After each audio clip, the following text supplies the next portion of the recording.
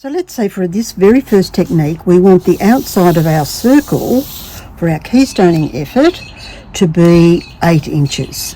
And I'm doing this for a very special friend, Kelly, who wants to know how do we get these keystones as right as we can without too much fuss. So technique. To get my 8-inch circle, I just used a plate that was the right size. You don't always want circles that are found in plates, so you might need one of these big compass. Hang on, one of these big compass from the hardware store, which will do well quite a big circle. Like really cheap. This one cost me $6 at Bunnings. So once you've cut it out, nice sharp pair of scissors, because we like our tools to be sharp. Then what we do is fold it in half. So this will give you, for any size circle you're doing, to find what keystone shape you want. So we fold it in half, and then we fold it in half again.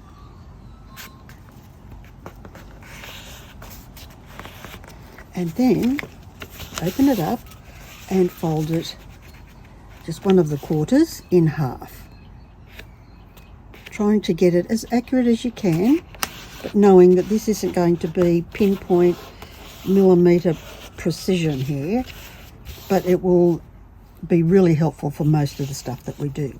Then open it up and then fold the last eighth in half again, remembering that always this pinpoint is from that fold to the centre.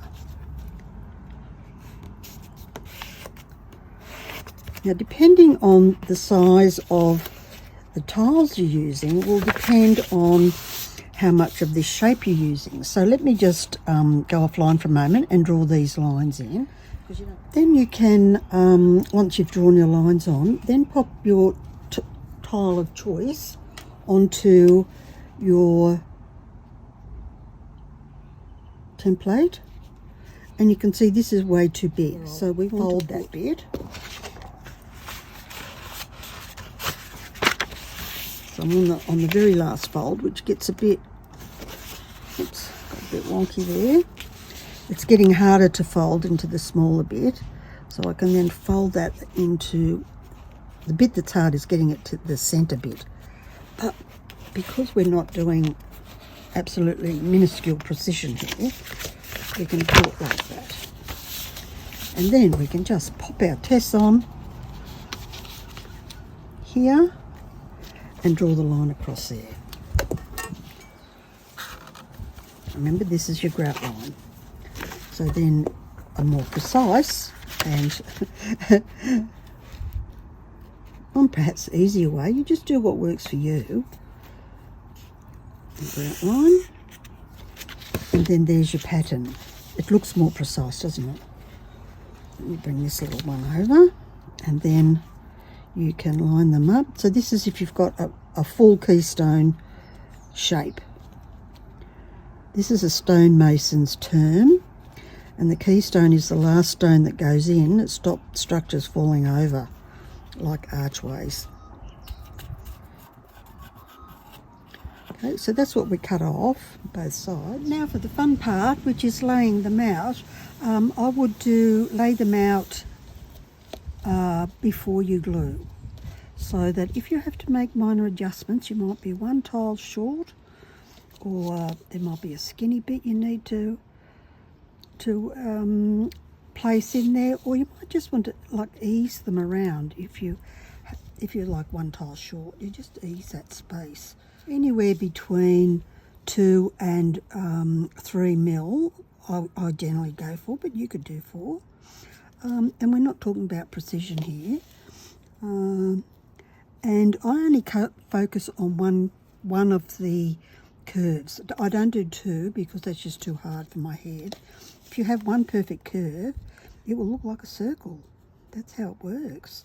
So some of these gaps might be a little bit wider. I might need to just smooth that little lumpy bump up there and get that closer. And then you lay them all around so you know exactly what it's going to look like and that you're happy with the finals. As you can see, this one's a little bit wider than that. That one's a little bit wider than that. That's because this glass is brittle. It's not because I can't cut. It's because it can crumble a little bit. It's recycled glass, so it doesn't always cut the way you want it to cut. I had one just crush. And it could have been, who knows why. So don't fret the small stuff. And in the next couple of videos, I'll show how to do a smaller one as well, smaller and smaller.